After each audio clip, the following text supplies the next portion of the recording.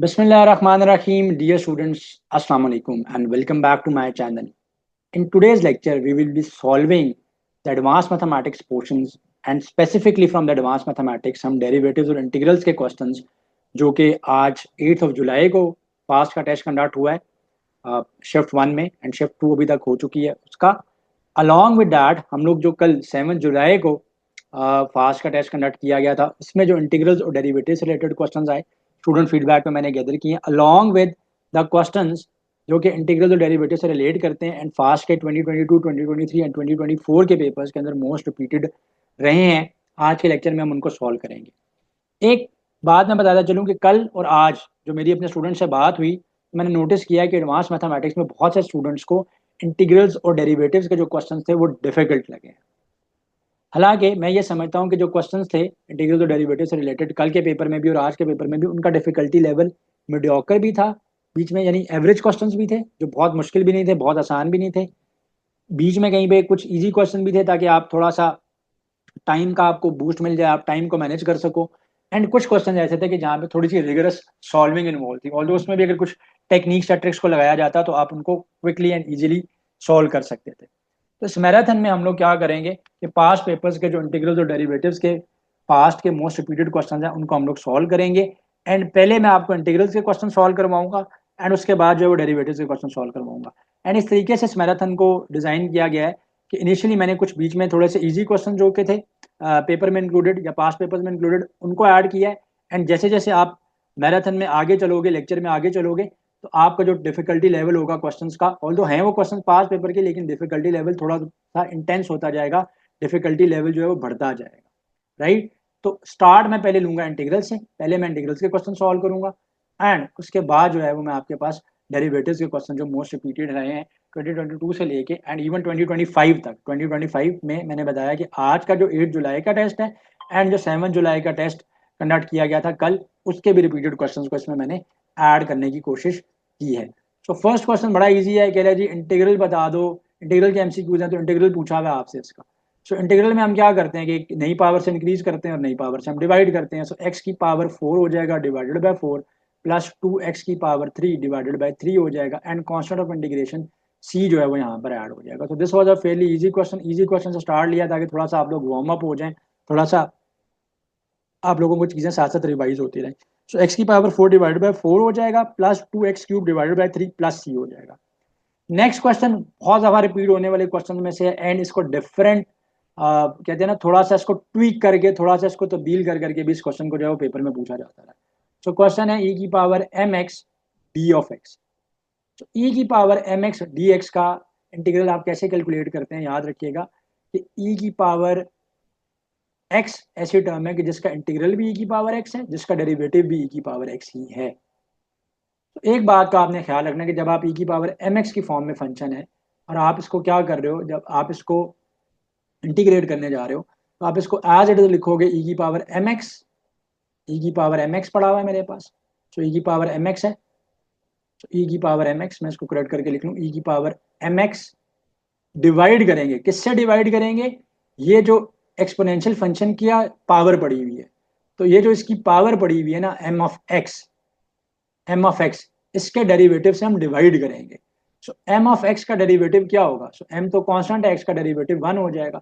सो m into 1 करने पे m आ जाएगा, e की power mx divided by m plus c इसका आंसर बनता है। This was the right choice है, this was the right solution जो कि इस क्वेश्चन का था। और जो चॉइसेस मेरे पास नहीं है लेकिन पर्टिकुलरली क्वेश्चन जो है वो ऐड किए हुए मैंने।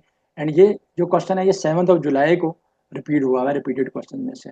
अच्छा, ये क्वेश्चन बहुत इजी क्वेश्चन है एंड स्टूडेंट जो थे वो इसमें रिसीव हो रहे थे इस क्वेश्चन के अंदर।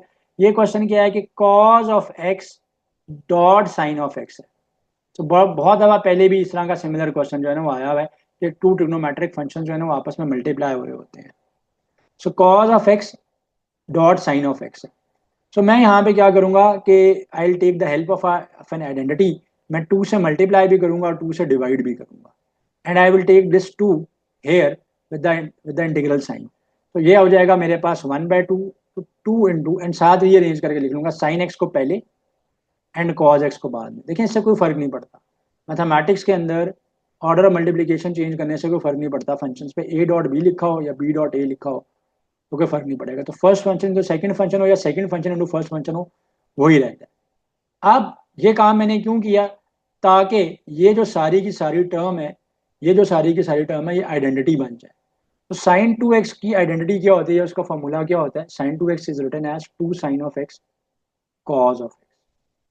तो ये जो टर्म सारी की सारी पड़ी हुई है ना, two sine x cos x, ये क्लोज हो जाएगी in the form of sine two of x. तो ये आएगा मेरे पास 1/2, ये आएगा मेरे पास 1/2। तो 1/2 है, 1/2 तो एज इट इज अपनी जगह पे पड़ा हुआ है। सो 1/2, एंड ये जब आइडेंटिटी क्लोज होगी तो साइन ऑफ 2x आ जाएगा, d of x, sine of 2 of x d of x आ गया। अब अगेन 1/2 अपनी जगह पे, एंड साइन 2x को हम इंटीग्रेट कर लेंगे। तो साइन का इंटीग्रल क्या होता है, साइन का इंटीग्रल होता है माइनस कॉस। तो ये आ जाएगा माइनस कॉज ऑफ 2x। तो minus cos of 2 of x divided bye क्या करोगे आप, कि ये जो आर्गुमेंट पड़ा हुआ होता है, ये जो आर्गुमेंट पड़ा हुआ होता है, इसके आर्गुमेंट के डेरिवेटिव से डिवाइड करोगे। तो 2x का डेरिवेटिव क्या आ जाएगा, 2। 2x का डेरिवेटिव 2 आ जाएगा। 2 से हम यहाँ पर क्या करेंगे, साथ डिवाइड भी करेंगे। तो 2 से मैंने क्या किया, यहाँ पर डिवाइड भी किया, एंड यहाँ पे साथ constant of integration plus C आ जाएगा। सो राइट चॉइस मेरे पास बन जाएगी minus cos 2 of x divided by 2 into 2 4 plus C. So this is the right answer here कि minus cos 2 of x divided by 2, इसका इंटीग्रल हो गया था, ये 2 बाहर पड़ा हुआ था, 2 और 2 मल्टीप्लाई हुए 4 हो गया, and constant of integration C जो है वो हमेशा इंटीग्रल में ऐड होता है। सीकेंड स्क्वायर एक्स किसका इंटीग्रल है। अच्छा, इसके साथ कुछ स्टूडेंट्स का कहना था कि जी लिमिट्स भी गिवन थी पास्ट पेपर्स में। सो लिमिट्स अगर हैं तो लिमिट्स प्लग इन कर लेंगे। बाय द वे आगे जो है ना, वो जो एग्जैक्ट पास्ट पेपर का क्वेश्चन है 2024 का, वो एडेड है। सो वहां पे सिमिलर क्वेश्चन के अंदर ही लिमिट्स को प्लग इन किया गया। So secant square x, so secant square x d of x. एक बात याद रखनी है आपने कि डेरिवेटिव और इंटीग्रेशन, तो डेरिवेशन और इंटीग्रेशन एक दूसरे का रिवर्स प्रोसेस है, एंटायर प्रोसेस,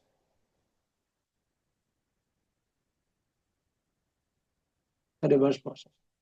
अब याद रखने का तरीका क्या है कि tan x का जो डेरिवेटिव है सीकेंड स्क्वायर x होता है। तो tan x का डेरिवेटिव क्या होता है, सीकेंड स्क्वायर x होता है। तो अगर सीकेंड स्क्वायर x का इंटीग्रल लेंगे तो क्योंकि ये उसका रिवर्स प्रोसेस है, एंटायर प्रोसेस है, तो वापस tan x बन जाएगा। तो यहाँ पे ये सिंपल था, इसका आंसर आएगा tan ऑफ x प्लस सी। तो tan of x plus see here will be the answer. Limit थी साथ, तो लिमिट प्लग इन कर लेंगे। मैंने बताया कि लिमिट का क्वेश्चन मैंने आगे ऐड किया हुआ है। अच्छा जी, बड़ा इंपॉर्टेंट क्वेश्चन है। 7 जुलाई को भी सिमिलर क्वेश्चन था, एंड आज के टेस्ट में भी कुछ स्टूडेंट्स का ऐसा सिमिलर क्वेश्चन आया हुआ है। चलो वहाँ पे क्या था कि किसी जगह पे F of x, integral of f of x into F dash of x पढ़ा हुआ था, नोटेशन का थोड़ा सा डिफरेंस था, कॉन्सेप्ट जो है वो यहाँ पे यही लग रहा था। अब अगर आप इस क्वेश्चन पे थोड़ा सा गौर करें तो कह रहा है कि integral of f of x और बाद में उसका डेरिवेटिव ले रहा है। तो इससे क्या होगा, दोबारा वही फंक्शन आ जाएगा, दोबारा वही फंक्शन आ जाएगा। सो राइट चॉइस यहाँ पर सी है। कैसे देखें, इंटीग्रेशन और डेरिवेशन एक दूसरे का रिवर्स प्रोसेस है। सो इंटीग्रेशन और डेरिवेशन एक दूसरे का रिवर्स प्रोसेस है। तो अगर आप पहले फंक्शन का इंटीग्रल लोगे, फंक्शन को लेट से आपने इंटीग्रेट किया और दोबारा जब आपने उसका डेरिवेटिव लिया तो वापस क्या हो जाएगा, वापस दोबारा फंक्शन ही आ जाएगा। तो derivative and integral they are both reverse process of each other, entire process of one another. तो ये दोनों प्रोसेसेस कैंसिल हो जाएंगे, पीछे सिंपली आपके पास एफ ऑफ एक्स रह जाएगा। तो this is why the right choice here is option C. तो ऑप्शन सी जो है वो यहाँ पे राइट चॉइस है। अच्छा जी, ये अब क्वेश्चन है, इंट्यूशन का क्वेश्चन है। देखिए सारे क्वेश्चन जो है ना वो सॉल्विंग के नहीं होते हैं। ये जो सवाल आप लोग करते हो ना, या आप लोगों को कंफ्यूजन है लेके, बेसिक मैथमेटिक्स की मैराथन के नीचे भी लिखा हुआ था कि जी क्या इतने इजी क्वेश्चन होंगे, तो क्वेश्चन का डिफिकल्टी लेवल ज्यादा नहीं होता। प्रॉब्लम होती है एंट्रेंस टेस्ट में टाइम मैनेजमेंट की। क्वेश्चन तो मिक्स होंगे, इजियर भी होंगे, डिफिकल्ट भी होंगे, मीडियोकर भी होंगे, यानी एवरेज क्वेश्चंस भी होंगे। तो कॉन्सेप्ट्स क्विकली लगाना, कॉन्सेप्ट को ग्रैब करना, क्योंकि एडवांस मैथमेटिक्स में क्या है, 50 मिनट्स में 50 क्वेश्चंस करने हैं। ऑन एवरेज आपके पास 1 मिनट है एक क्वेश्चन के लिए। इतने तो अजीब क्वेश्चन नहीं होंगे कि आप उनको सॉल्व ना कर सको। यस, कुछ क्वेश्चन होते हैं रेगुलर सॉल्विंग उनमें इन्वॉल्व होती है। तो ये क्वेश्चन भी इंट्यूशन का क्वेश्चन है, देख के करना है क्वेश्चन। सो लोअर लिमिट यहाँ पे ए है, अपर लिमिट यहाँ पे बी है, f of x d of x पूछ रहा है इक्वल किसके है। So lower limit a, upper limit b, f t d of t, yes ये इसके इक्वल है। सिर्फ क्या किया गया है कि वेरिएबल को स्वैप कर दिया गया, वेरिएबल एक्स की जगह पे स्वैप होकर टी आ गया, वेरिएबल को रिप्लेस कर लिया गया। यहाँ पर भी यही काम है, लिमिट्स बिल्कुल ठीक है, और सिर्फ वेरिएबल का नाम जो है ना वो चेंज होकर एक्स की जगह पे वाई हो गया। तो ये दोनों चॉइसेस जो हैं ये तो इसके इक्वल हैं। इसको देखते हैं, ये इसके इक्वल नहीं है, क्योंकि लिमिट्स जो है उनको इंटरचेंज कर दिया गया। तो जब आप लिमिट्स को रिवर्स करते हो तो लिमिट्स को रिवर्स करने पे नेगेटिव साइन साथ लगाया जाता है। So what I am trying to say, जो कि बहुत इंपॉर्टेंट कॉन्सेप्ट है, पता होना चाहिए। लेट्स से अगर लोअर लिमिट ए है, अपर लिमिट बी है, और F of x d of x के इक्वल है, जब आप लिमिट्स को स्वैप करोगे, यानी आप बी को लोअर लिमिट और ए को अपर लिमिट बनाओगे, तो बाहर आप लिमिट्स को रिवर्स करने पे बाहर आप नेगेटिव का साइन लगाओगे। तो यहाँ पर क्या होगा, नेगेटिव का साइन होता है। ये यहाँ पर क्या हो रहा है कि इसके अंदर लिमिट्स को स्वैप किया गया है। ओरिजिनली क्वेश्चन के अंदर लोअर लिमिट जो है ना वो ए है, लोअर लिमिट क्या है, ए है, और अपर लिमिट बी है। यहाँ पे अब लिमिट्स को स्वैप कर दिया गया कि लोअर लिमिट को बी बनाया गया। तो अगर आप लिमिट्स को रिवर्स करोगे तो बाहर नेगेटिव साइन आना चाहिए था। तो ये करेक्ट नहीं है। फर्स्ट दोनों चॉइसेस करेक्ट हैं, सो इसलिए करेक्ट आंसर यहाँ पर क्या बन रहा है, both a and b. So correct answer यहाँ पर क्या बन रहा है, both a and b. Here is the correct answer. The order of the highest derivative is called dash of the differential equation. तो ये दोनों क्वेश्चंस जो हैं अभी रिसेंट पास्ट पेपर्स के क्वेश्चन हैं। So order of highest derivative किसी भी डिफरेंशियल इक्वेशन का क्या कहलाता है, वो उसका ऑर्डर कहलाता है। तो हाईएस्ट जो पावर होती है ना डेरिवेटिव की, हाईएस्ट ऑर्डर ऑफ डेरिवेटिव वो जो होता है वो उस डिफरेंशियल इक्वेशन का ऑर्डर कहलाएगा। फॉर एग्जांपल अगर एक इक्वेशन के अंदर सेकंड ऑर्डर का डेरिवेटिव लिया गया है, एंड लेट्स से यूं थी वो इक्वेशन, तो ये ऑर्डर टू की डिफरेंशियल इक्वेशन है, ऑर्डर टू की डिफरेंशियल इक्वेशन है। तो डिफरेंशियल इक्वेशन का ऑर्डर क्या है, टू है। तो जिस तरह डिग्रीज होती है ना पोलिनोमियल में, हाईएस्ट पावर डिग्री कहलाती है, इसी तरह से हमारे पास इंटीग्रल्स के अंदर या डिफरेंशियल इक्वेशंस के अंदर या डेरिवेटिव्स के अंदर जो हाईएस्ट ऑर्डर ऑफ डेरिवेटिव होता है वो order of the differential equation कहलाता है। तो बाय द वे जो स्टूडेंट सीएस और इंजीनियरिंग के प्रोग्राम में अप्लाई कर रहे हैं ना, आगे जाके पूरा आपको ओडीज का, ऑर्डिनरी डिफरेंशियल इक्वेशंस का पूरा कोर्स जो है वो पढ़ना पड़ता है। सो आगे चलते हैं। सिंपल क्वेश्चन है, इस इक्वेशन में हमसे क्या पूछ रहा है कि order of the differential equation पूछ रहा है। तो यहाँ पे ऑर्डर क्या है, फर्स्ट ऑर्डर डेरिवेटिव है maximum. Order of the differential equation यहाँ पर क्या है, मेरे पास वन है। ठीक है, सो राइट चॉइस यहाँ पे ऑप्शन ए है। नेक्स्ट क्वेश्चन है जी, integral of one by a x plus b पूछा गया था। ये आज का क्वेश्चन है। ठीक है, integral of one by a x plus b पूछा गया है, तो इसलिए थोड़ा सा यूँ स्लाइटली डिफरेंट फॉर्म में टाइप्ड है क्योंकि इतना टाइम नहीं था। So integral of one by a x plus b पूछा गया है। So integral of one by a x plus b d of x, तो इसका इंटीग्रल पूछ रहे हैं। सो इंटीग्रेशन में एक रूल है, याद रखिएगा, कि अगर ऊपर फंक्शन का डेरिवेटिव पड़ा हुआ हो और डिनोमिनेटर में फ्रैक्शन के फंक्शन पड़ा हुआ हो, डी ऑफ एक्स हो, तो ये बन जाता है natural log of function. So natural log of f of x plus C बन जाता है। तो अगर मैं ए एक्स प्लस बी को फंक्शन सपोज करता हूं, तो इसका डेरिवेटिव क्या बनता है, इसका डेरिवेटिव बनता है ए एक्स, ए बी का जीरो, ए आता है। तो न्यूमरेटर में अगर मेरे पास ए होगा तो ऊपर डेरिवेटिव आ जाएगा। तो मैं क्या करूंगा, ए से मल्टीप्लाई भी करूंगा, ए से डिवाइड भी करूंगा, और फिर ए को यहाँ पे ले जाऊंगा। तो ये आ जाएगा one by a over a x plus b d of x. तो अब क्या हो गया है कि ये नीचे वाली जो टर्म है ना, ये एफ ऑफ एक्स बन गई है, ये एफ ऑफ एक्स बन गई है। तो ये टर्म क्या है, एफ ऑफ एक्स। और ये जो टर्म है, ये जो टर्म येलो में मैं हाईलाइट कर रहा हूँ, ये जो टर्म है ये एफ डैश ऑफ एक्स। तो वन बाई ए तो अपनी जगह पे रहेगा, तो ये बन जाएगा natural log of the function. So function है यहाँ पे a x plus b plus constant of integration C जो है वो यहाँ पर ऐड होगा। इजी क्वेश्चन था ये, दो स्टेप्स में होने वाला क्वेश्चन था। थोड़ा सा आपके पास कॉन्सेप्ट होना जो है वो नेसेसरी था। इस क्वेश्चन की तरफ हम लोग आते हैं। पूछ रहा है कि अब ये थोड़ा ट्रिकी क्वेश्चन था, देखने में ट्रिकी था लेकिन करने में ये भी क्वेश्चन बहुत आसान था। कह रहा है कि one by y natural log of y d of y किसके इक्वल है। तो दोनों क्वेश्चन में क्योंकि सिमिलर कॉन्सेप्ट है तो इसलिए मैंने दोनों को जो है वो इकट्ठा लिखा हुआ है, ताकि जो प्रीवियस क्वेश्चन का कॉन्सेप्ट है एक तो वो यहाँ पे दोबारा रिवाइज हो जाएगा, तो आप उसको ग्रैब भी कर लोगे और आप उसको याद रखने में भी आपको आसानी होगी। तो सेम काम यहाँ पर भी हो रहा है। तो ये लिखा हुआ है ना, वन बाय वाई साथ लिखा हुआ है natural log of y, natural log of y d y. तो ये भी सिमिलर ही कॉन्सेप्ट यहाँ पे लगेगा। अगर आप नेचुरल लॉग ऑफ वाई को फंक्शन सपोज करते हो, एफ ऑफ एक्स लेते हो, एफ डैश ऑफ एक्स क्या आएगा, एफ डैश ऑफ एक्स आएगा 1/y, 1/y। ये नेचुरल लॉग ऑफ वाई का डेरिवेटिव क्या होगा, 1/y होगा। तो अब ये जो सारी की सारी टर्म है, इसको मैं ये रेड में हाईलाइट कर रहा हूँ, 1/y, तो ये एफ डैश ऑफ एक्स पड़ा हुआ है, और ये जो नेचुरल लॉग ऑफ वाई था ये एफ ऑफ एक्स पड़ा हुआ था। So basically this can be rewritten as 1/y divided by natural log of y d of y. अब 1/y जो है, this is my f dash of x, and this natural log of y is my f of x, is my f of x.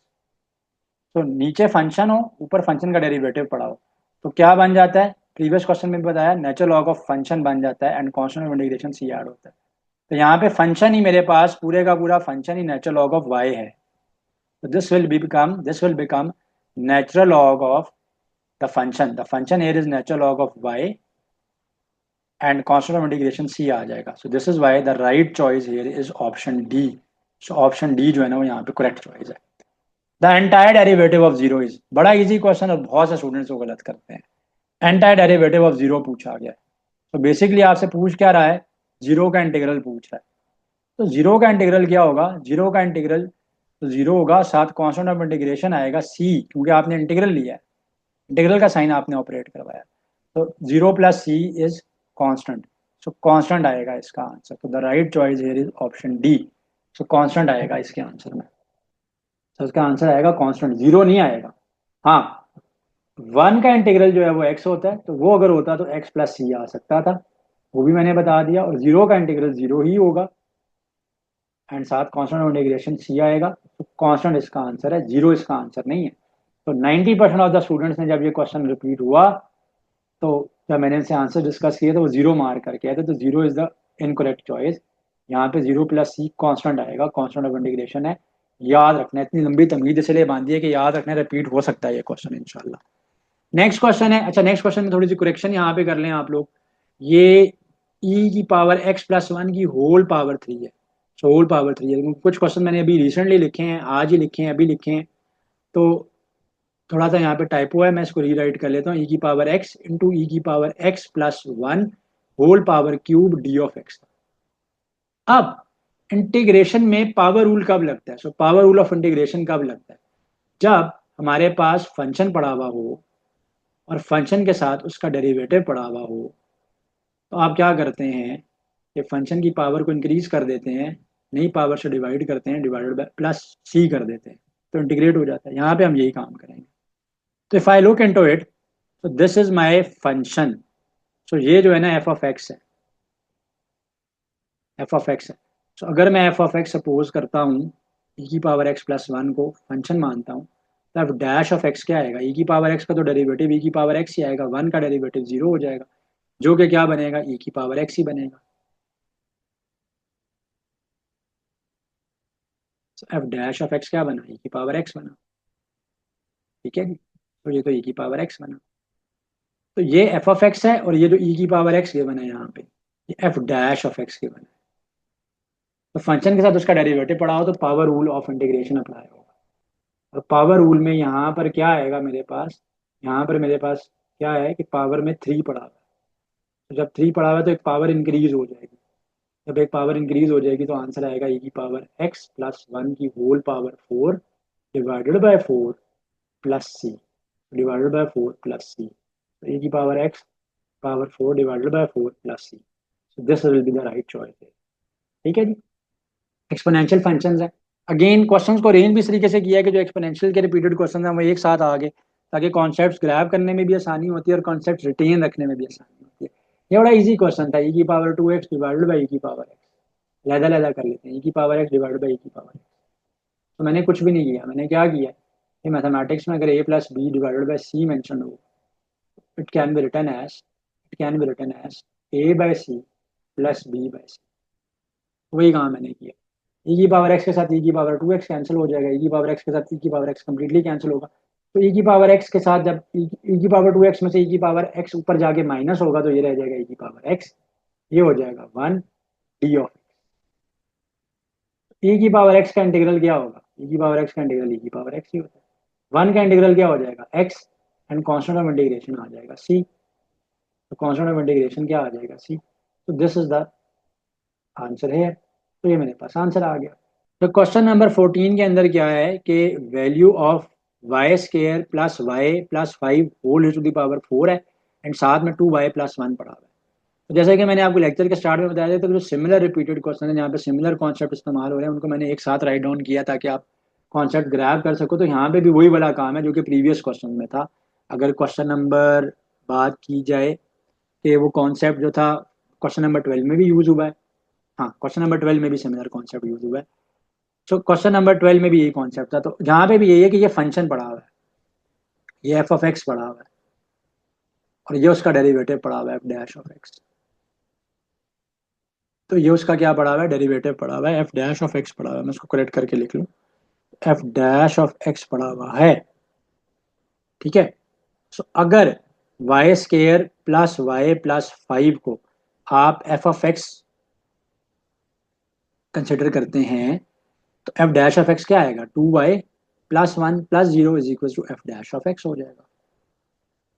ठीक है। तो zero की तो कोई value नहीं है, जीरो खत्म हो जाएगा।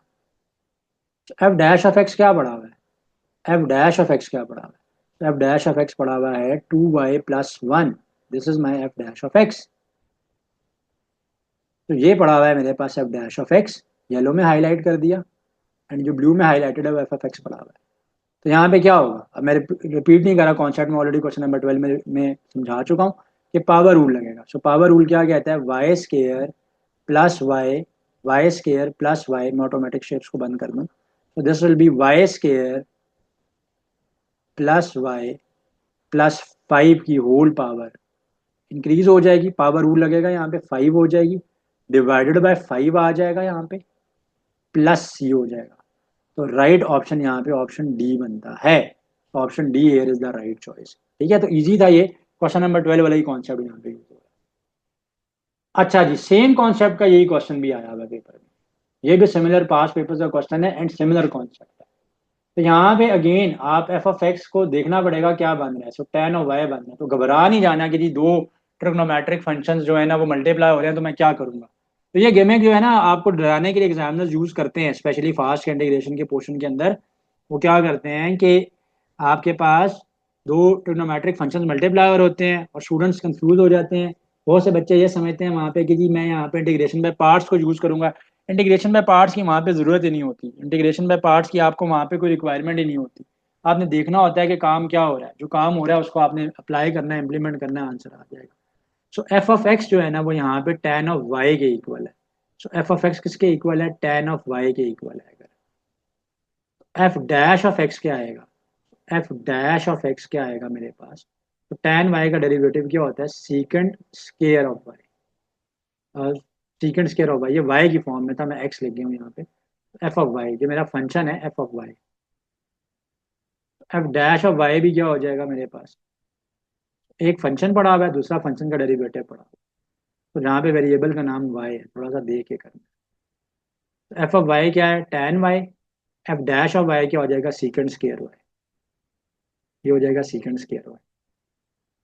ठीक है। तो ये फंक्शन का डेरिवेटिव पड़ा हुआ है, और ये फंक्शन जो है वो की होल पावर जो है वो 2 बनती है। तो अब पावर रूल अप्लाई हो जाएगा, जब भी फंक्शन हो साथ उसका डेरिवेटिव पड़ा हुआ हो, साथ उसका डेरिवेटिव पड़ा हुआ हो, ठीक है, साथ उसका डेरिवेटिव पड़ा हुआ हो, तो क्या होगा, पावर रूल अप्लाई होगा। ठीक है। F of x, F of x की पावर n+1 हो जाएगा, डिवाइडेड बाई n+1 आ जाएगा। तो यहाँ पे यही काम होगा। तो टेन स्केयर वाई का मतलब क्या है, टेन वाई की होल पावर 2, टेन वाई की होल पावर 2, टेन वाई की होल पावर 2 ही मतलब है टेन स्केयर ऑफ वाई का। तो टेन वाई का मतलब क्या है, तो टेन वाई जो है ना, इसका मतलब है, टेन स्केयर वाई का मतलब क्या है, टेन स्केयर वाई का मतलब है टेंजेंट ऑफ वाई की होल पावर 2, राइट। सो दोनों बातें सेम है। तो यहाँ पे सिर्फ कंफ्यूज करने के लिए चॉइसेस को एग्जामिनर ने इस तरह का काम किया हुआ है। तो यहाँ पे यही काम होगा, पावर रूल लगेगा, नई पावर एक बढ़ जाएगी, पहले पावर 3 थी, अब पावर क्या हो जाएगी, पहले पावर 2 थी, सॉरी, पहले यहाँ पे पावर क्या है, 2 है, 2 से बढ़कर ये 3 हो जाएगी, नई पावर से डिवाइड करेंगे, plus constant of integration c आ जाएगा। तो राइट चॉइस ढूंढते हैं यहाँ पे कौन सी है। सो राइट चॉइस जो है ना वो ऑप्शन ए बन रहा है। So right choice is option a. 4 0, lower limit 0 है, अपर लिमिट पाई बाय 4 है, tangent of y secant square of y पड़ा हुआ है, बताएं कि किसके इक्वल है, बताएंगे किसके इक्वल है। अच्छा, अगर मैं चॉइसेस को देखूं तो 0 है चॉइस में, 1 है, -1 है, एंड सेम फंक्शन है और उसकी लिमिट्स को रिवर्स किया गया है। तो मैंने आपको रूल बताया कि जब आप लिमिट्स को रिवर्स करते हैं, अगर एक फंक्शन है एफ ऑफ एक्स और लोअर लिमिट ए है, अपर लिमिट बी है, जब आप लिमिट्स को रिवर्स करोगे यानी बी बाय ए करोगे, तो बाहर जो है वो नेगेटिव साइन आता है, बाहर जो है वो क्या आता है, नेगेटिव साइन आता है। तो यही काम यहाँ पे उसने किया हुआ है कि अपर लिमिट पाई बाय 4 थी, लोअर लिमिट पहले 0 थी, अब लिमिट्स को रिवर्स कर दिया, lower limit pi by 4, upper limit 0 हो गई है, अपर लिमिट क्या हो गई है, 0 हो गई है, अपर लिमिट जो है ना वो 0 हो गई है, तो अपर लिमिट 0 हो गई है, लिमिट्स रिवर्स होंगी तो बाहर क्या आएगा, बाहर यहाँ पर नेगेटिव का साइन आएगा। तो ये वजह है कि करेक्ट चॉइस यहाँ पर क्या बनती है, ऑप्शन डी बनती है। यहाँ पे सॉल्व करने की भी जरूरत हमारे पास नहीं थी, ठीक है। लेकिन मैं इस क्वेश्चन को सॉल्व भी करके दिखा देता हूँ, क्योंकि सिमिलर क्वेश्चन इस तरह का आया हुआ है पास्ट पेपर में, जहाँ पे सोल्यूशन करना था, जहाँ पे इस तरह की चॉइस गिवन नहीं थी। तो यहाँ पे तो सिंपली क्या है कि लिमिट्स को रिवर्स कर दिया है, जब लिमिट्स रिवर्स हो जाती हैं तो बाहर नेगेटिव का साइन आ जाता है, फंक्शन वही रहता है। तो अगर इसी फंक्शन को इंटीग्रेट करना होता तो कैसे इंटीग्रेट करेंगे, मैं इसको इंटीग्रेट करके आपको बता देता हूँ। तो फंक्शन को लिख लेते हैं, 0 है, एंड अपर लिमिट जो है वो पाए बाय 4 है, upper limit pi by 4, lower limit 0, अंदर पड़ा हुआ है tan ऑफ वाई, साथ पड़ा हुआ है secant square of y, secant square of y d of y. तो इंटीग्रेट कैसे करेंगे, अगेन ये फंक्शन है, ये फंक्शन है और ये फंक्शन का डेरिवेटिव पड़ा हुआ है। तो ये क्या हो जाएगा, tan ऑफ वाई की होल स्क्वायर, एक पावर इंक्रीज कर देंगे, नई पावर से डिवाइड करेंगे, and upper limit minus lower limit करेंगे, तो upper limit minus lower limit करेंगे। तो मैं लिमिट्स इसमें प्लग इन करता हूँ, बहुत इंपॉर्टेंट क्वेश्चन है लिमिट्स के हवाले से। तो लिमिट्स प्लग इन करूंगा मैं, तो tan ऑफ वाई का होल स्क्वायर में upper limit minus lower limit plug in करूंगा। तो 1/2 यूं बाहर पड़ा हुआ है, अपर लिमिट, तो tan ऑफ पाई बाय 4 का स्क्वायर माइनस tan ऑफ 0 का स्क्वायर, तो tan पाई बाय 4, तो tan पाई बाय 4 1 है, 1 का स्क्वायर माइनस tan 0 0 का स्क्वायर, सो 1/2 इंटू 1 का स्क्वायर इज 1, तो 1/2 आंसर आ जाएगा। तो मैंने आपको इसका इंटीग्रल भी लेके बता दिया, ताकि अगर इसका इंटीग्रल निकालना आ जाए कहीं पे तो आपको पता होना चाहिए। बाय द वे फिर बता दूं कि इस क्वेश्चन में इंटीग्रल निकालने की जरूरत ही नहीं थी, लिमिट्स को रिवर्स किया गया था, जब लिमिट्स रिवर्स होंगी तो बाहर क्या आ जाएगा आपके पास, बाहर यहाँ पे आपके पास नेगेटिव साइन आएगा। तो D was the correct choice है, लेकिन इंटीग्रेट करके दिखा दिया। इंपॉर्टेंट क्वेश्चन है, ये बहुत ही इंपॉर्टेंट क्वेश्चन है, पेपर्स में रिपीटेड क्वेश्चन में से। अब स्टूडेंट इसको सॉल्व तो कर लेते हैं, लेकिन करेक्ट चॉइस नहीं ढूंढ पाते कि करेक्ट चॉइस यहाँ पे क्या बन रही है। देखते हैं कि इस क्वेश्चन में करना क्या है। सो एक्स वाली टर्म्स को एक तरफ करें, कॉन्स्टेंट्स को, बाकी जो वाई वाली टर्म्स है उनको आप एक तरफ कर लो। तो d y by d x is equal to 1/x के बना है यहाँ पे, ठीक है। तो मैं क्या करूंगा, इसको डी वाई ही रहने देता हूँ, डी एक्स को क्रॉस मल्टीप्लाई कर लूंगा। अब दोनों तरफ मैं क्या करूंगा, I will be taking integral on both sides. So integral on both side, तो डी वाई का कोफिशिएंट क्या है, 1 है, और यहाँ पे 1/x है। तो 1 का इंटीग्रल यहाँ पे क्या हो जाएगा, y is equal to 1/x का इंटीग्रल क्या होता है, natural log of x plus constant of integration C. अब यहाँ तक मैंने बताया कि स्टूडेंट्स आ जाते हैं, लेकिन चॉइसेस इस क्वेश्चन में ये नहीं थी। चॉइस यहाँ पे है y is equal to x square plus C है, और फिर ये करेक्ट चॉइस बनती है। मैं पहले करेक्ट चॉइस को पहले ही हाईलाइट कर दूं, तो करेक्ट चॉइस यहाँ पर ऑप्शन ए बनता है, वो ऑप्शन बी बनता है। तो करेक्ट चॉइस यहाँ पर क्या बनता है, ऑप्शन बी बनता है। कैसे बनता है, स्टूडेंट्स ने ढूंढ पाते फिर कंफ्यूजन का शिकार होते हैं। देखें, कांस्टेंट का लॉग लेंगे तो भी तो एक कांस्टेंट ही है ना, जो कांस्टेंट ऑफ इंटीग्रेशन है, अगर मैं इसका लॉग लूं तो वो भी तो एक कांस्टेंट ही है, तो वो भी तो एक कांस्टेंट ही है। तो नेचुरल लॉग ऑफ सी लिखा जा सकता है। अब लॉग का रूल है, log a plus log b पड़ा हुआ हो तो it can be written as log of a cross b, तो log of a cross b इसको लिख सकते हैं, तो log of a cross b लिख सकते हैं, तो ये आ जाएगा natural log of c of x. So y की वैल्यू आ जाएगी natural log of c of x. So y की वैल्यू आ गई natural log of c of x. तो करेक्ट चॉइस यहाँ पर क्या बन रही है, इसलिए करेक्ट चॉइस यहाँ पर ऑप्शन बी बन रहा है। अच्छा जी, नेक्स्ट क्वेश्चन थोड़ा सा ट्रिकी क्वेश्चन था, थोड़ा सा टाइम कंज्यूमिंग क्वेश्चन है, पास पेपर्स का ही क्वेश्चन है। सो और ये 7 जुलाई का क्वेश्चन है, x sine of x d of x, x sine of x d of x. तो एक्स का डेरिवेटिव क्या होगा बेटा, एक्स का डेरिवेटिव तो 1 होता है, लेकिन अगर मैं इसको इंटीग्रेट करूं तो एक्स स्क्वायर बाय 2 हो जाएगा। तो इंटीग्रेशन में पार्ट्स लगाते हुए ये देखते हैं कि किस फंक्शन को हमने छोड़ना है, क्योंकि जिस फंक्शन को हम छोड़ते हैं उस फंक्शन का हम डेरिवेटिव लेते हैं। तो यहाँ पे मैं एक्स को छोड़ूंगा, क्योंकि एक्स का डेरिवेटिव 1 हो जाएगा और ये फंक्शन जो है वो खत्म हो जाएगा, रिड्यूस हो जाएगा।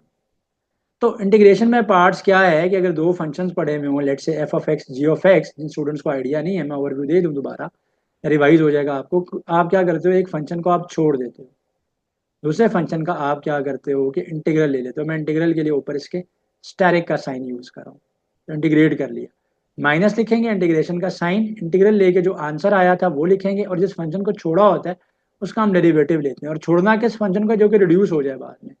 तो यहाँ पे एक्स फर्स्ट फंक्शन है और साइन ऑफ एक्स जो है वो सेकंड फंक्शन है। एक्स को मैं एज इट इज छोड़ दूंगा, साइन ऑफ एक्स का मैं इंटीग्रल ले लूंगा। साइन ऑफ एक्स का इंटीग्रल होता है minus cos of x, minus का साइन फॉर्मूला का होल इंटीग्रेशन, जो आंसर आया था माइनस कॉस ऑफ एक्स वो लिखेंगे, और एक्स का डेरिवेटिव 1 हो जाएगा d of x. So this will become minus x cos x, and this will B minus minus plus cos x D x. तो ये आंसर आ जाएगा minus x cos of x, and cause of x का integral लेंगे, तो cause of x का जब हम integral लेंगे, कॉज ऑफ एक्स का इंटीग्रल आता है plus sine of x plus C. So answer आएगा minus x cos x sine of x plus C. So this is our right answer है। तो ये क्वेश्चन जी, ये भी 7 जुलाई के रिपीटेड क्वेश्चन में से है, पास पेपर का ही क्वेश्चन हुआ। तो जो कल टेस्ट हुआ है 7 जुलाई का, उसका ये रिपीटेड क्वेश्चन है। तो इस क्वेश्चन में था sine x plus cos x का whole square d of x. तो ये आएगा मेरे पास, ओपन मैं इसको करूंगा, this is a and this is b, this will be a का स्क्वायर प्लस बी का square plus 2ab plus 2ab, sine square x plus cos square x. So sine square x plus cos square x क्या आ जाएगा, 1 आ जाएगा। सो 1 आ जाएगा plus 2 sine x cos of x d of x. तो integrate करेंगे, तो मैंने क्या करना है, इंटीग्रल अभी लेना है, इंटीग्रेट मैंने किया नहीं है, सिर्फ मैंने इसको होल स्क्वायर की आइडेंटिटी को ओपन किया था। तो a square plus b square plus 2ab की फॉर्म में ओपन हुआ, sine square x plus cos square x 1 होता है, ये 1 हो गया। अब मैं इसको इंटीग्रेट करता हूँ। अब इंटीग्रेट करने से पहले एक और काम करेंगे, जो हम ऑलरेडी एक प्रीवियस क्वेश्चन में आज के इस मैराथन में कर चुके हैं, वो भी पास पेपर का क्वेश्चन था। इस 2 साइन एक्स कॉस एक्स, ये आइडेंटिटी क्लोज हो जाएगी। तो 2 sine x cos x, this is sine of 2x, sine of 2x d of x. तो इंटीग्रेट करेंगे, 1 का integral x sine 2x, sine का इंटीग्रल क्या हो जाएगा, minus cos of 2 of x divided by 2 plus c. 15 वाले का derivative से डिवाइड होगा ना, x minus cos 2 of x divided by 2 is the right answer है। So moving on to the next question, next question है जी question number 18। ये question आया था 2 से 3 दफा पहले भी आया, और समटाइम्स यू भी मेंशन था, लेमडा एक्स प्लस म्यू और डेरिवेटिव ले, वो इंटीग्रल लेना था। तो सेम काम करना है यहाँ पे, ई की power m x plus u पड़ा हुआ है, उसमें भी ई की power lambda x plus mu पड़ा हुआ है, एक ही बात है। तो यूं ही लिखा जाएगा, ये ई की power m x plus u, और ऊपर वाले के डेरिवेटिव से डिवाइड करेंगे। सो एम एक्स का डेरिवेटिव, सो एम एक्स का डेरिवेटिव एम हो जाएगा, यू का डेरिवेटिव 0 हो जाएगा। तो this will be m plus zero, m plus zero m होता है, तो आप m से डिवाइड कर लेंगे, साथ कांस्टेंट ऑफ इंटीग्रेशन c आ जाएगा। सो कांस्टेंट ऑफ इंटीग्रेशन साथ में c आ गया। इसको भी सॉल्व कर लेते हैं, तो इसको भी सॉल्व कर लेते हैं कि कोई, ताकि अगर इस तरह का क्वेश्चन आ जाए तो दोनों सेम ही है, e की power lambda x plus mu as it is आएगा, डिवाइडेड बाय इस सारे के, ये जो एक्सपोनेंट की पावर है इस सारे के जो डेरिवेटिव है उससे डिवाइड करेंगे। सो लेमडा एक्स का डेरिवेटिव क्या आएगा, लेमडा एक्स का डेरिवेटिव 1, म्यू कांस्टेंट है डेरिवेटिव 0, तो लेमडा इंटू 1 लेमडा आ जाएगा, सो ये लेमडा आ जाएगा plus constant of integration c आ जाएगा यहाँ पे, तो कांस्टेंट ऑफ इंटीग्रेशन सी आ जाएगा यहाँ, ठीक है। तो दोनों करवा दिए मैंने, दोनों क्वेश्चन रिपीटेड क्वेश्चन में से हैं, दोनों बहुत इंपॉर्टेंट क्वेश्चन हैं। थोड़ा सा स्पेस यहाँ पे क्रिएट कर रहे हैं, कह रहा है कि इंटीग्रल बता दो, इंटीग्रेट कर दो ए एक्स प्लस बी की होल पावर एन को, ए की पावर एक्स प्लस बी की पावर होल एन, तो बी की पावर होल ए एक्स प्लस बी की होल पावर एन, ए एक्स प्लस बी की होल पावर एन है। ये ऑटो शेयर जो है ना आज बहुत तंग कर रहा है आज के लेक्चर में। ए की पावर एक्स प्लस बी की होल पावर एन का इंटीग्रल बताना है, इसको इंटीग्रेट करना है, इसको इंटीग्रल बताना है इसका। ये डी ऑफ एक्स है, तो ये क्या है मेरे पास, डी ऑफ एक्स पड़ा हुआ है, इसको इंटीग्रेट करना है जी इसको। तो इंटीग्रेशन में पावर रूल कब लगता है, जब फंक्शन के साथ उसका डेरिवेटिव पड़ा हो। तो अगर मैं एफ ऑफ एक्स सपोज करता हूँ ए एक्स प्लस बी को एफ ऑफ एक्स मानता हूँ, तो एफ डैश ऑफ एक्स क्या आएगा, एफ डैश ऑफ एक्स क्या आएगा मेरे पास, एफ डैश ऑफ एक्स जो है, एफ डैश ऑफ एक्स जो है वो आएगा ए की पावर एक्स का डेरिवेटिव ए हो जाएगा, बी का derivative 0, A plus 0 is a, F dash of x क्या आ गया, ए आ गया। तो यहाँ पे मेरे पास डेरिवेटिव के लिए साथ ए चाहिए, तो मैं ए से मल्टीप्लाई भी करूंगा, ए से डिवाइड भी करूंगा, ये ए यहाँ पर आ जाएगा, तो 1/a यहाँ पर, ये ए यहाँ पर आ गया, ए एक्स प्लस बी की whole power n d of x, तो यहाँ पे क्या हो जाएगा, नई पावर एक बढ़ जाएगी, एन प्लस 1 हो जाएगी, नई पावर से डिवाइड कर लेंगे, 1/a अपनी जगह पे कांस्टेंट है और साथ कांस्टेंट ऑफ इंटीग्रेशन सी आ जाएगा यहाँ पे, ठीक है। So this will be the answer, a x plus b की whole power n plus one से डिवाइड किया, 1/a अपनी जगह पे एंड सी आ गया कांस्टेंट ऑफ इंटीग्रेशन। तो ए से मल्टीप्लाई और डिवाइड करना यहाँ पे नेसेसरी था, और फिर जो ये वाला ए था, ये वाला जो ए था वो यहाँ पर यूटिलाइज हो गया है, तो ए एक्स प्लस बी की होल पावर एन, तो क्या हो जाएगा, नई पावर इंक्रीज हो जाएगी, नई पावर से डिवाइड कर देंगे। यही काम क्वेश्चन नंबर 20 में भी है, तो क्वेश्चन नंबर 20 में भी यही काम था, a minus 2 of x whole power 3/2 है, तो a माइनस 2 एक्स का डेरिवेटिव क्या आएगा, a माइनस 2 एक्स का डेरिवेटिव, a का डेरिवेटिव 0, माइनस 2 एक्स का डेरिवेटिव -2 इंटू 1 -2 आएगा। तो यहाँ पे -2 नहीं पड़ा हुआ, तो मैं क्या करूँगा, -2 से मल्टीप्लाई भी करूँगा और -2 से डिवाइड भी करूँगा। अब इस सारे के ऊपर, ये जो सारे का सारा है ना, इस सारे के ऊपर तो क्या आ जाएगा, power rule of integration apply हो जाएगा। तो पावर रूल ऑफ इंटीग्रेशन क्या कहता है, a माइनस 2 एक्स की होल पावर इंक्रीज कर देंगे, 3/2 में 1 ऐड करेंगे तो 5/2 आ जाएगा, डिवाइड करेंगे 5/2 से, बाहर -1/2 अपनी जगह पे पड़ा हुआ था, प्लस कांस्टेंट ऑफ इंटीग्रेशन सी, नीचे वाला 2 और ये 2 कैंसिल हो जाएंगे, आंसर आ जाएगा माइनस, ये आंसर आएगा -1/5 ए की power -2x divided by 5/2 plus सी, तो ये आंसर आ जाएगा मेरे पास, राइट जी।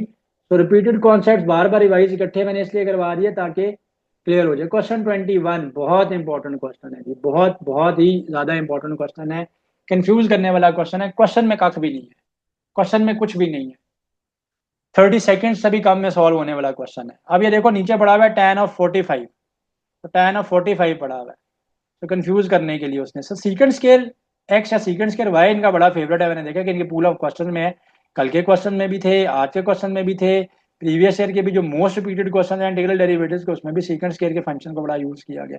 तो पूल ऑफ क्वेश्चन में तो शफल होकर क्वेश्चन आते हैं ना आपके पास स्क्रीन पे, आपका जब टेस्ट कंडक्ट हो रहा होता है तो सॉफ्टवेयर आपको शफल करके क्वेश्चन देता है, तो ये रिपीटेड क्वेश्चन में सीकेंड स्केल वाई बहुत ज्यादा यूज हो रहा है इनके इंटीग्रल्स में और डेरिवेटिव्स में, तो इसको जरा आपने ध्यान से देखना है। सो tan 45 क्या होता है, 1 हो जाएगा, अभी मैंने डेरिवेटिव मैंने पहले अभी इसका इंटीग्रल मैंने नहीं लिया, सो tan 45 की सिर्फ वैल्यू प्लग इन किया जो कि 1 है, तो secant square y d y, तो इंटीग्रेशन डेरिवेटिव का रिवर्स प्रोसेस है, सीकेंड स्केयर वाई का डेरिवेटिव लेंगे तो जो आ जाएगा tan of y plus C, so ये विद इन 30 सेकेंड सॉल्व हो जाता है अगर थोड़ा सा कॉन्सेप्ट पता हो, फॉर्मूला पता हो।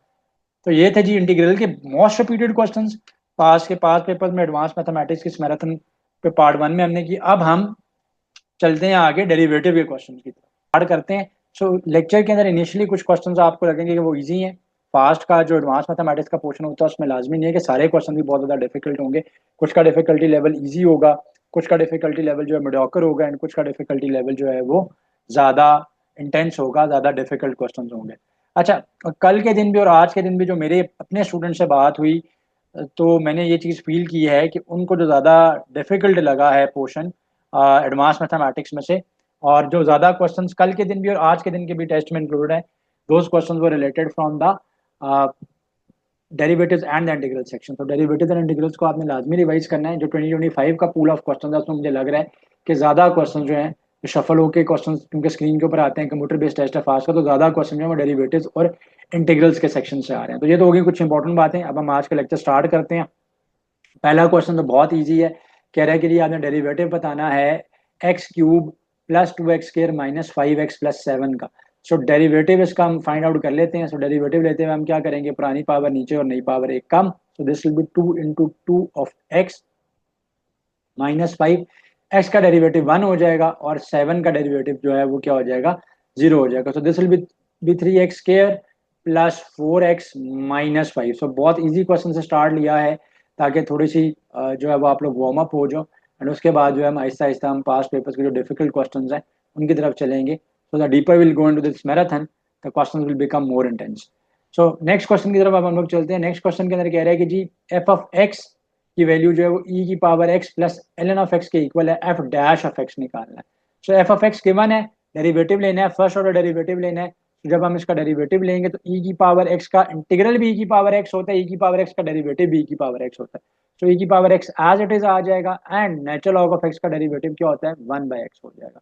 तो this will be your answer. तो फाइनल आंसर हमारा यहाँ पे एफ डैश एक्स का क्या आ जाएगा, ई की power x plus 1/x। Question number 3 भी अगेन ईजी है। So f of x given है, that is sine x plus cos x, and आपको इसको डेरिवेटिव फाइंड आउट करने का कहा जा रहा है।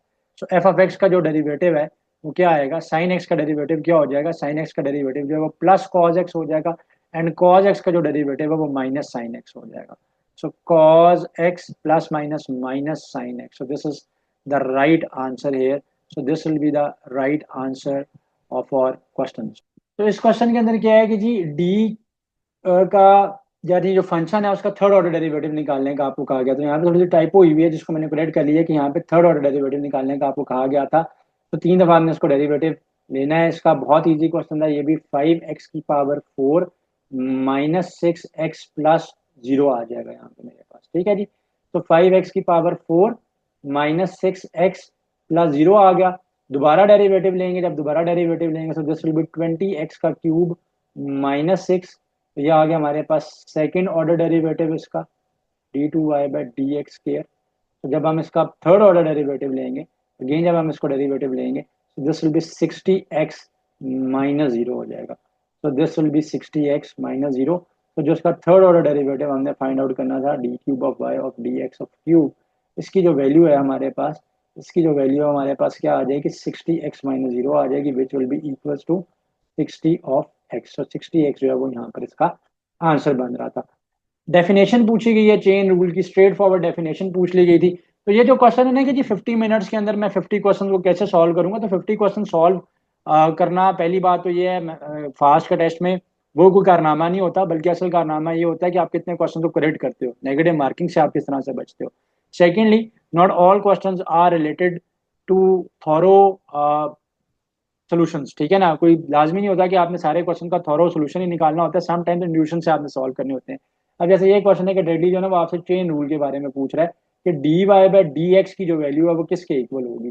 तो dy/dx की वैल्यू जो है वो यहाँ पे हमसे एग्जामिनर पूछ रहा है, चेन रूल के मुताबिक डेफिनेशन पूछ रहा है। अगर चेन रूल का वर्ड नहीं भी यूज करता तो फिर भी नजर आ रहा है कि ऑप्शन में जो है वो चेन रूल को ही यूज किया जा रहा है।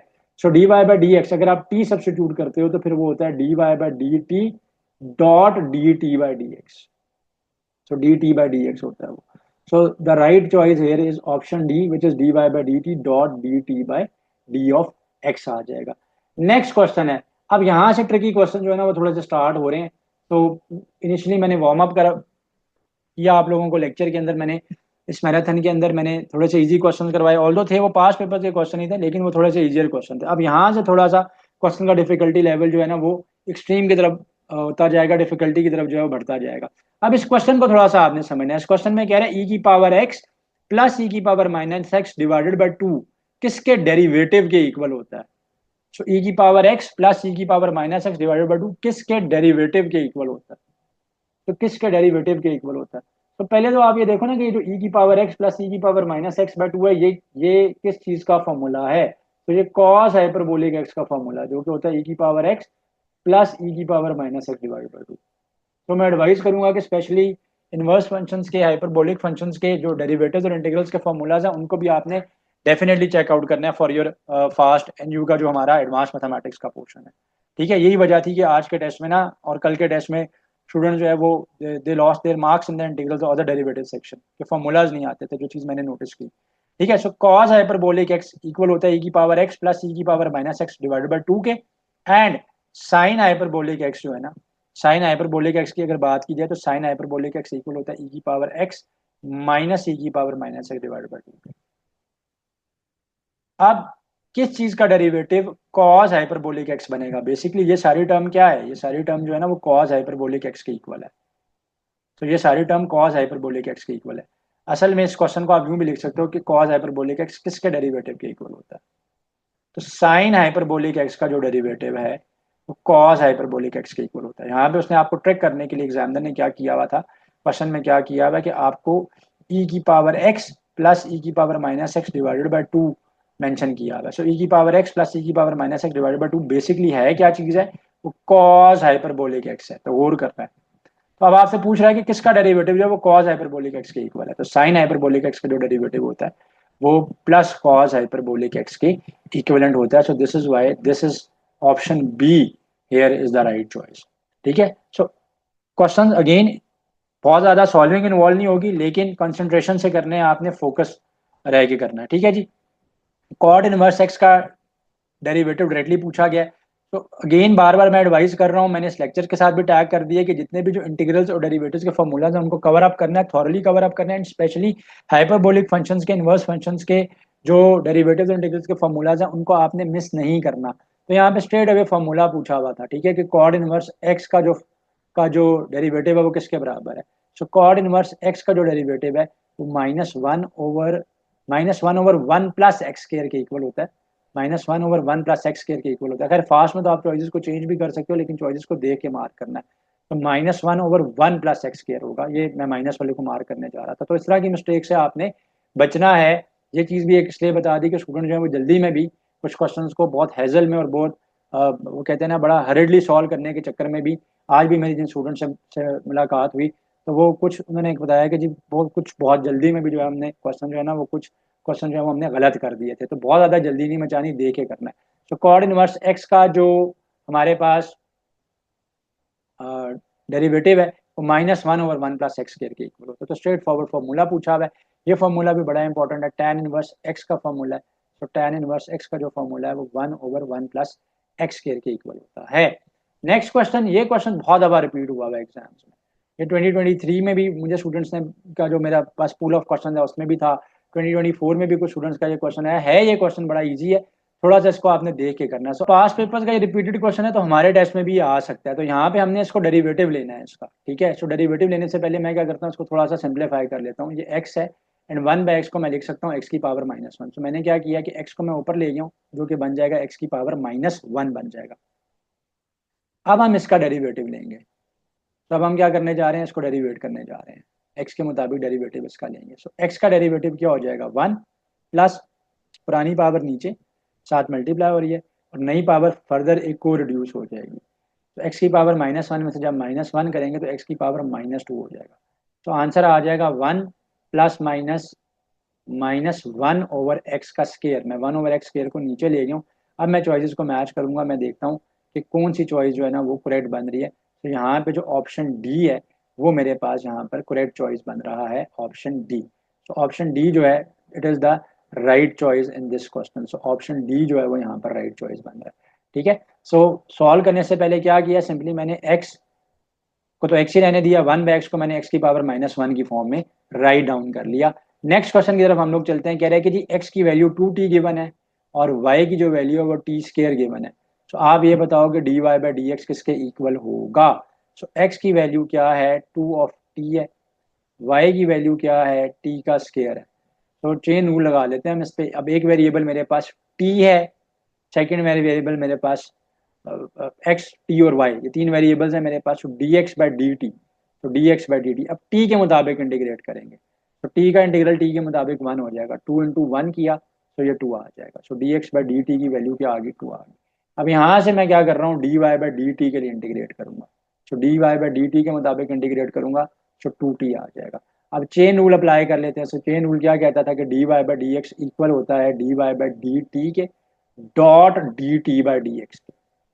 तो गौर से करना है आपने, ठीक है। तो d y by d t की वैल्यू क्या है, यहाँ पे आई, वो आई है मेरे पास 2t, and d x by d t 2 था, तो d t by d x क्या हो जाएगा, 1/2। तो 2 के साथ कैंसिल हो जाएगा एंड सिंपली टी आ जाएगा मेरे पास। तो d y by d x की जो वैल्यू आई है मेरे पास, d y by d x की वैल्यू जो आई है वो मेरे पास, वो क्या वैल्यू आई है मेरे पास, टी आई है। तो टी आई है। अच्छा जी, नेक्स्ट क्वेश्चन पास पेपर्स का रिपीटेड क्वेश्चन है और बड़ा इंपॉर्टेंट क्वेश्चन है। बहुत आवाम जो है उसको सॉल्व करने के चक्कर में पड़ जाते हैं स्टूडेंट्स, और इस क्वेश्चन को करके भी गलत आ जाते हैं और फिर कहते हैं कि चॉइसेस ही वहां पे नहीं थी। फिर आगे गिला करते हैं कि जी टेस्ट के अंदर ना चॉइसेस जो थी वो करेक्ट नहीं थी। तो क्या ऐसा होता है कि जी चॉइसेस गलत हो सकती हैं, ठीक है। तो ऐसा नहीं है कि इस क्वेश्चन के अंदर कोई चॉइसेस गलत थी, बल्कि क्वेश्चन आपने समझा ही नहीं गौर से। तो साइन ए प्लस बी का डेरिवेटिव लेना है विद रिस्पेक्ट टू एक्स। अब इसमें कोई एक्स की टर्म ही प्रेजेंट नहीं है। जब एक्स की टर्म ही प्रेजेंट नहीं है तो ये एज अ कांस्टेंट ट्रीट होगा। तो ये सारी टर्म के अंदर कोई एक्स की टर्म ही प्रेजेंट नहीं है तो ये एज अ कांस्टेंट ट्रीट होगा भाई। तो it will be treated as a constant. So constant का डेरिवेटिव क्या होता है, कांस्टेंट का डेरिवेटिव तो जीरो होता है। तो यहाँ पे आंसर, जो करेक्ट आंसर बन रहा था वो जीरो बन रहा था। करेक्ट आंसर यहाँ पर जीरो बन रहा था। तो दोबारा समझ लें कि इस क्वेश्चन के अंदर क्या है कि sine of a plus b को with respect to x derivative करना था, डेरिवेटिव लेना था। तो अब इस टर्म के अंदर कोई इस पूरे वैल्यू के अंदर कोई एक्स वाली टर्म ही नहीं है। तो जब टर्म ही नहीं है तो it will be treated as a constant.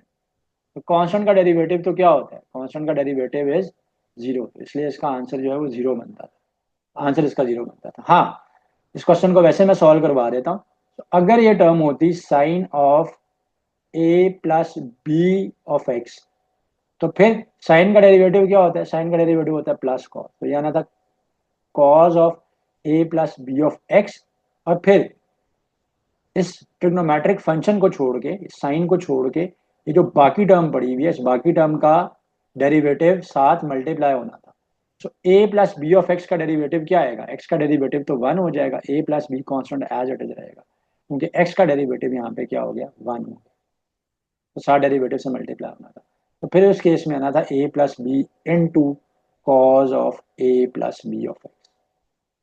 तो यहाँ पे एक्स ही प्रेजेंट नहीं था। जब एक्स ही प्रेजेंट नहीं था तो ये क्या हो जाता था, क्या हो रहा है, टर्म मेरे पास जीरो हो रही थी टर्म मेरे पास, ठीक है। तो साइन का डेरिवेटिव क्या होता है, प्लस कॉज होता है, और जो साथ में टर्म होती है वो मल्टीप्लाई होती है।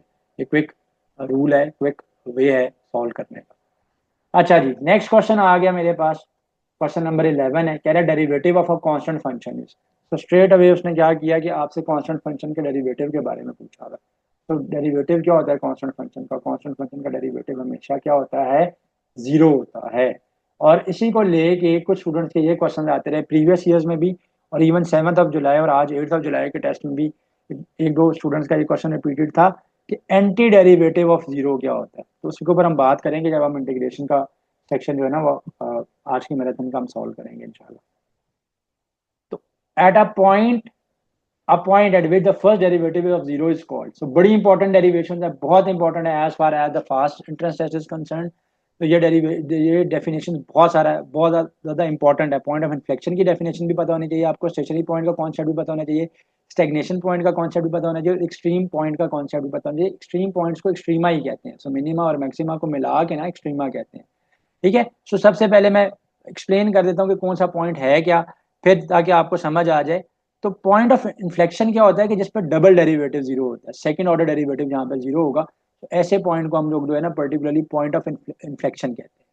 अब स्टेशनरी पॉइंट क्या होता है, ठीक है। सो स्टेशनरी पॉइंट क्या होगा, तो स्टेशनरी पॉइंट क्या होता है मेरे पास, तो एक बात याद रखनी है आपने कि क्रिटिकल पॉइंट से ये निकला है स्टेशनरी पॉइंट से। पहले क्रिटिकल पॉइंट का मैं कॉन्सेप्ट दे दूँ, ये पता नहीं क्रिटिकल पॉइंट क्या होता है। क्रिटिकल पॉइंट ऐसे पॉइंट को कहते हैं कि जहाँ पे डेरिवेटिव या तो जीरो है या फिर अनडिफाइंड है, यानी या तो जीरो है या फिर इनफाइनाइट है।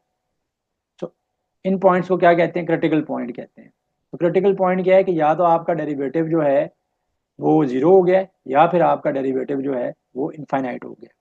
तो इन पॉइंट्स को हम क्या कहते हैं, क्रिटिकल पॉइंट कहते हैं। अब क्रिटिकल पॉइंट का एक स्पेसिफिक केस है जिसको आप स्टेशनरी पॉइंट कहते हो। स्टेशनरी पॉइंट ये है कि जब आपका फर्स्ट ऑर्डर डेरिवेटिव जीरो हो जाए, फर्स्ट ऑर्डर डेरिवेटिव जीरो हो जाए, तो इस पॉइंट को आप जो है ना वो स्टेशनरी पॉइंट कहते हैं। इस पॉइंट को क्या कहते हैं, इस पॉइंट को हम लोग जो है वो स्टेशनरी पॉइंट कहते हैं। तो इस पॉइंट को हम क्या कहेंगे, स्टेशनरी पॉइंट। तो नो डाउट ये जो क्वेश्चन है ना, इस क्वेश्चन में ये था कि जी फर्स्ट डेरिवेटिव जो है वो जीरो है, यानी F dash of x zero है, तो इस पॉइंट को क्या कहेंगे, इस पॉइंट को हम जो है वो करेक्ट आंसर इसका बनता है स्टेशनरी पॉइंट कहेंगे। तो मैं नीचे मेंशन कर देता हूँ, इसको हम लोग क्या कहेंगे, स्टेशनरी पॉइंट कहेंगे। तो पॉइंट ऑफ इन्फ्लेक्शन पे क्या होता है, डबल डेरिवेटिव जो है वो जीरो होता है। अगर आपका सेकंड ऑर्डर डेरिवेटिव जीरो है तो पॉइंट ऑफ इन्फ्लेक्शन कहलाता है। स्टेशनरी पॉइंट पे क्या है कि अगर आपका फर्स्ट ऑर्डर डेरिवेटिव जीरो है तो वो स्टेशनरी पॉइंट कहलाएगा। क्रिटिकल पॉइंट्स इनको कहते हैं, फर्स्ट ऑर्डर डेरिवेटिव इनफाइनाइट भी हो सकता है, अनडिफाइंड भी हो सकता है, जीरो भी हो सकता है, लेकिन स्पेसिफिक केस जो जीरो का है वो स्टेशनरी पॉइंट कहलाता है। Very important definition is the extreme points. Extreme points क्या होते हैं कि मैक्सिमा भी हो सकते हैं, ये मिनिमा भी हो सकते हैं। सो टुगेदर मैक्सिमा एंड मिनिमा को आप जो है ना वो एक्सट्रीम पॉइंट्स कहते हो। मैक्सिमा वो पॉइंट होता है जो कि हायर होता है as compare to the other points in it surrounding, and minima क्या होता है, the point which is lower as compare to the other neighbouring points. ये नेबरिंग पॉइंट से लोअर होता है और ये अपने नेबरिंग पॉइंट से हायर होता है। सो मैक्सिमा और मिनिमा मिलाकर एक्सट्रीम पॉइंट्स कहलाते हैं, ये एक्सट्रीमा कहलाते हैं। तो यहाँ पे क्वेश्चन का आंसर स्टेशनरी पॉइंट बनता था, लेकिन पॉइंट ऑफ इन्फ्लेक्शन का कॉन्सेप्ट प्रीवियस एग्जाम में पूछा गया है और स्टेशनरी पॉइंट क्रिटिकल पॉइंट का भी पूछा गया, इसलिए मैंने इनको एक्सप्लेन कर दिया। एंड रिलेटिव एक्सट्रीमा जो है वो तो पूछे जाते ही हैं पेपर में, मैक्सिमा या मिनिमा फाइंड आउट करना आगे जाके इस मैराथन में हम उन क्वेश्चन को सॉल्व करेंगे भी इंशाल्लाह। सो नेक्स्ट हम लोग चलते हैं, नेक्स्ट क्वेश्चन है जी अगेन ये क्वेश्चन था 7 जुलाई को। 7 जुलाई को इस्लामाबाद कैंपस में कुछ स्टूडेंट्स का इस तरह का सिमिलर क्वेश्चन आया हुआ पेपर में। तो यहाँ पे भी आपने क्या करना था कि चेन रूल को ही अप्लाई करना था। So x equal to a t square है, तो x equal to a t square है, तो इसका डेरिवेटिव लेंगे तो जो d x by d t आएगा, ए कॉन्स्टेंट है, ये टू टी हो जाएगा, तो ये आ जाएगा टू ए टी। और फिर यहाँ पे d y by d t जब मैं फाइंड आउट करूंगा तो टू ए कॉन्स्टेंट है, टी जो है वो एज अ वेरिएबल जब यहाँ पे ट्रीट होगा तो वन आ जाएगा, सो टू ए आ जाएगा जी, ठीक है। अब अगेन इसके अंदर भी चेन रूल ही अप्लाई होगा, तो d y by d x आएगा मेरे पास d y by d t dot d t by d of x. So d y by d t की वैल्यू क्या है, टू ए है, and d t by d x की value one by two a t आ जाएगी। ये d x by d t था, तो हमें क्या चाहिए, d t by d x चाहिए। सो टू ए के साथ कैंसिल हो जाएगा, वन बाई टी जो है वो इसका आंसर आ जाएगा।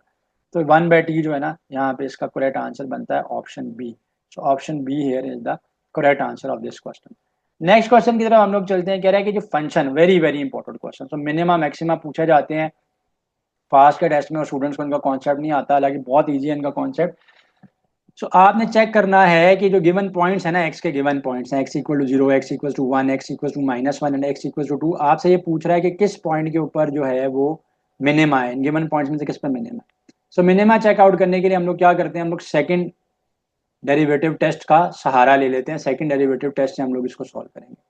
सेकंड डेरिवेटिव टेस्ट क्या कहता है, वो कहता है कि जी आप डबल डेरिवेटिव लें, उसमें पॉइंट्स को पुट अप करें, ठीक है, पॉइंट्स को पुट करें। अगर वो पॉइंट पुट करने से आपका आंसर ग्रेटर देन जीरो आ रहा है तो वहां पे मिनिमा है,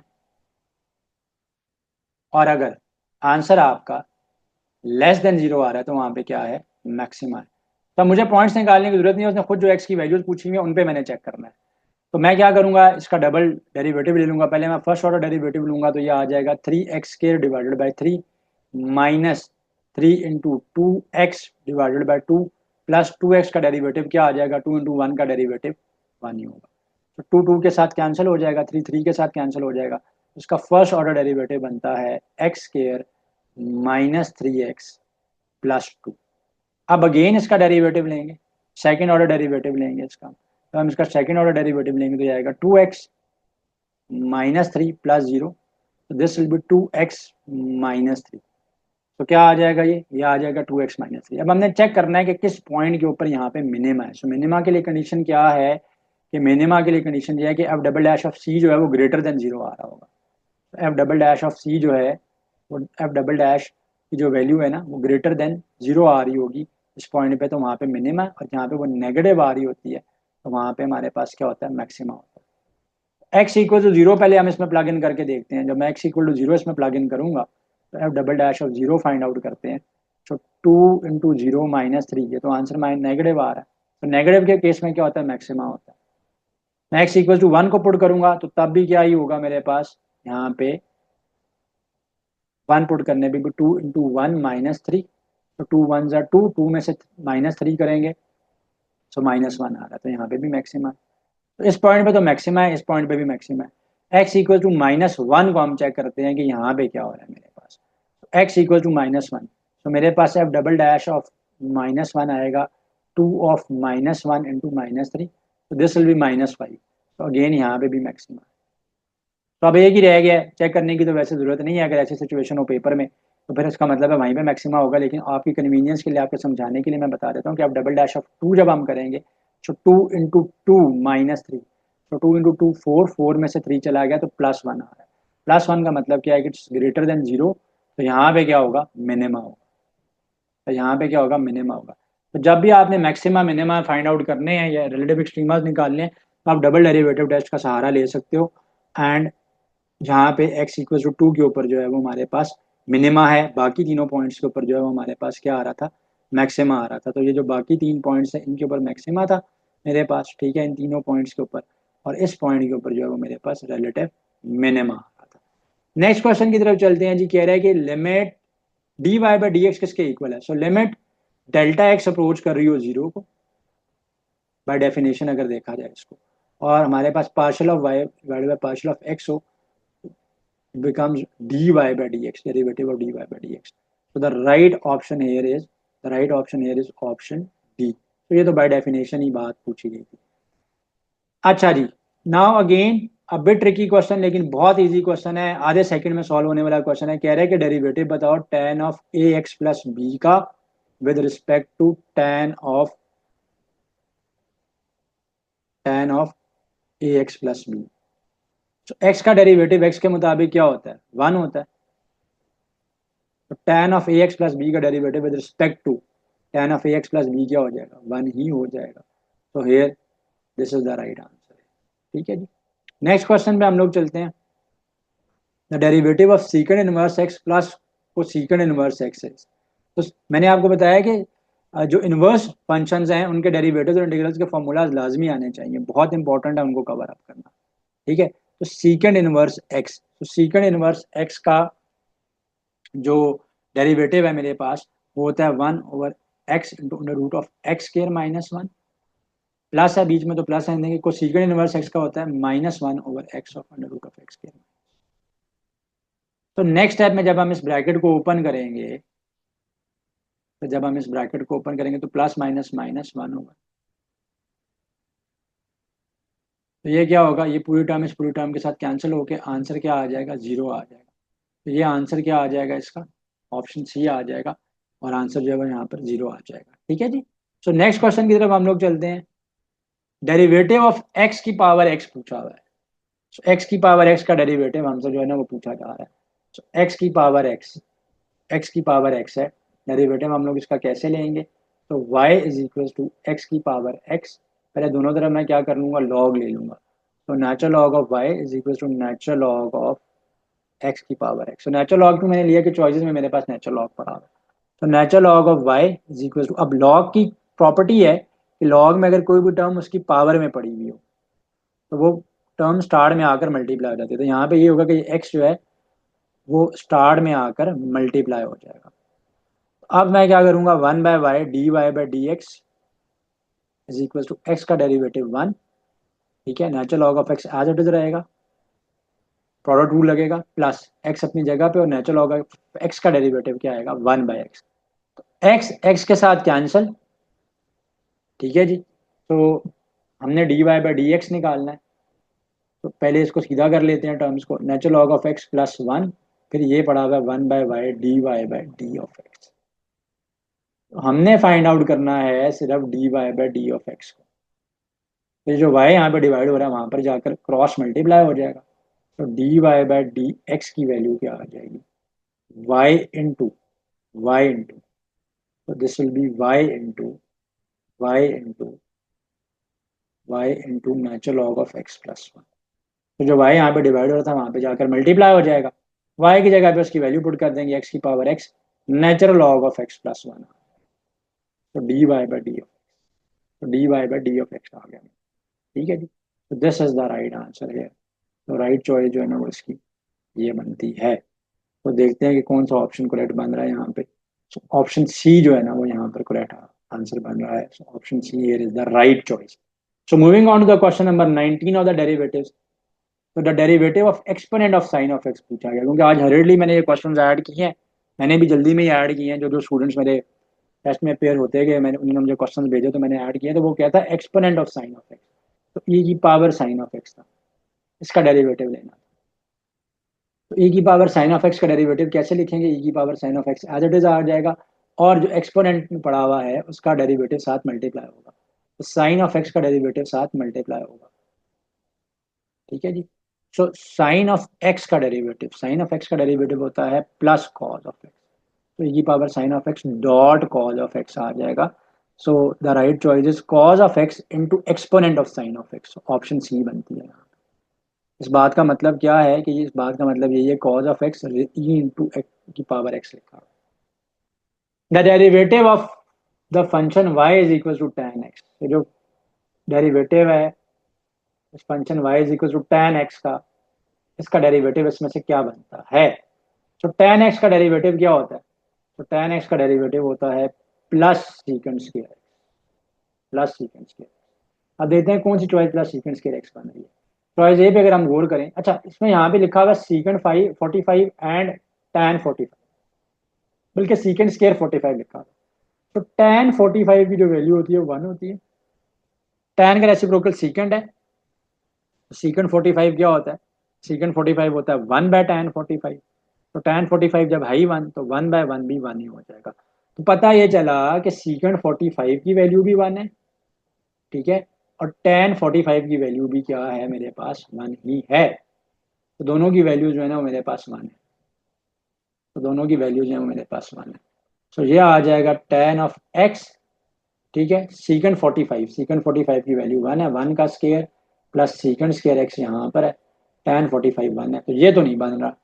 ये तो आ रहा है मेरे पास tan x plus secant square x, जबकि क्वेश्चन में क्या पूछ रहा है मेरे से कि derivative of the function y is equal to ten x, इसमें से कौन सा। तो टेन एक्स का डेरिवेटिव मैंने आपको बताया कि क्या होता है, सीकेंड स्क्वायर एक्स होता है। तो राइट चॉइस यहाँ पर बी बनती है। कैसे देखें, अगर आप तो सीकेंड स्क्वायर एक्स पढ़ा हुआ है और साथ में सीकेंड स्क्वायर 45 पढ़ा हुआ है। सीकेंड स्क्वायर 45 का मतलब क्या है, सीकेंड 45 का होल स्क्वायर। सीकेंड 45 क्या होता है, 1 होता है, 1 का स्क्वायर 1 हो जाएगा, 1 इंटू सीकेंड स्क्वायर एक्स करेंगे तो सीकेंड स्क्वायर एक्स आ रहा है, तो सीकेंड स्क्वायर एक्स आ रहा है। तो यहाँ पे राइट चॉइस बी भी बनती है और राइट चॉइस सी भी बनती है, डी भी बनती है। तो दोनों चॉइसेस जो है ना वो करेक्ट है। तो गौर करना है आपने कि ऑप्शन बी भी यहाँ पे करेक्ट है और ऑप्शन डी भी यहाँ पे करेक्ट है, तो इसमें दोनों चॉइसेस करेक्ट हैं। तो ऑप्शन ई में मोस्ट प्रोबेबली यही मेंशन होगा कि बोथ बी एंड डी, क्योंकि सीकेंड 45 1 और 1 का स्क्वायर 1, तो वो भी सीकेंड स्क्वायर एक्स आ गया, ठीक है। और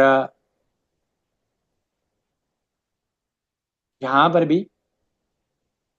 भी मेरे पास सीकेंड स्क्वायर एक्स ही मेंशन था, राइट। तो यहाँ पे दोनों चॉइसेस जो है ना, बी एंड डी, दोनों चॉइसेस जो है वो मेरे पास करेक्ट बन रही हैं। Like, comment, and subscribe.